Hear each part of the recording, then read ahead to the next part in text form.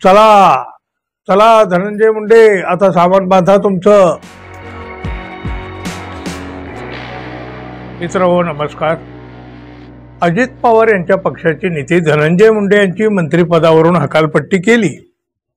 तसं पाहिलं तर त्यांना मंत्रिपदावरून दूर करणं हे अजित पवार यांच्याही मनात नव्हतं, म्हणून बराच काळ ते लटकतं राहिलं. पण अखेर धनंजय मुंडे तर काही केले, पद सोडायला तयार नव्हते. मंत्रिपद.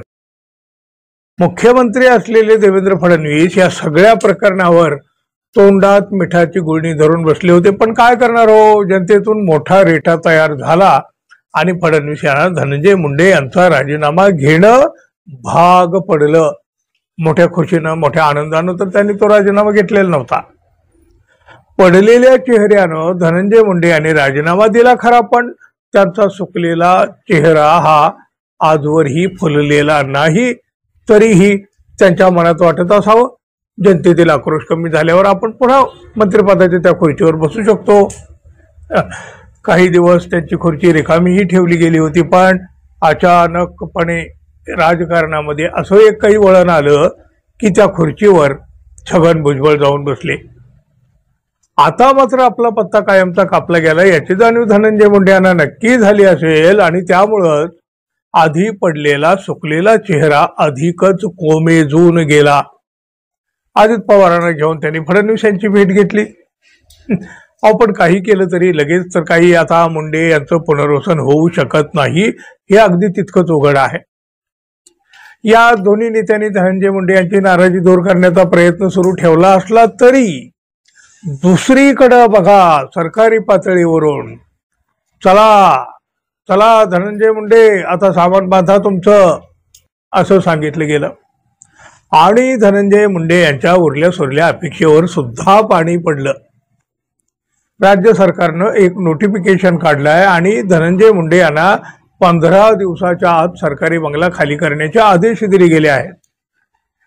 धनंजय मुंडे यांनी राजीनामा दिला असला तरी सरकारने त्यांना दिलेला 7 पुडा बंगला अद्याप सोडला नाही धनंजय मुंडे यांनी. अहो, कदाचित वाटलं असेल कशाला सोडा, पुन्हा आपल्याला मंत्री करतील आणि मग इथेच तर येऊन राहायचं आहे, थोडी वाट पाहू.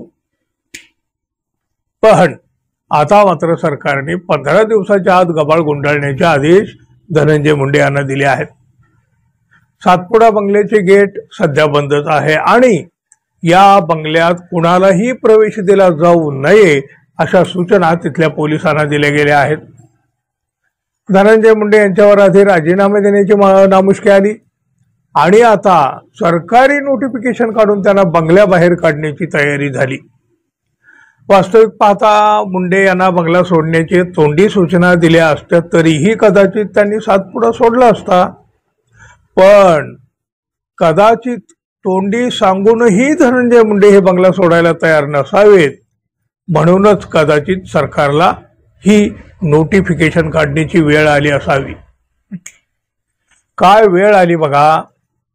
2 महिन्यापूर्वी सरकारच्या गाडीमध्ये रुबाबात फिरणारे हे धनंजय मुंडे, नवे मंत्री धनंजय मुंडे, मंत्री महोदय धनंजय मुंडे, आज मात्र सरकारी बंगल्यातून बाहेर व्हा असं ऐकण्याची वेळ त्यांच्यावर आली, आणि तीही सरकारी नोटिफिकेशन काढून.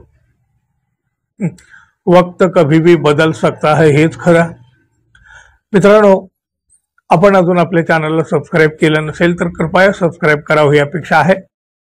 धन्यवाद. पुन्हा भेटू. तोपर्यंत नमस्कार.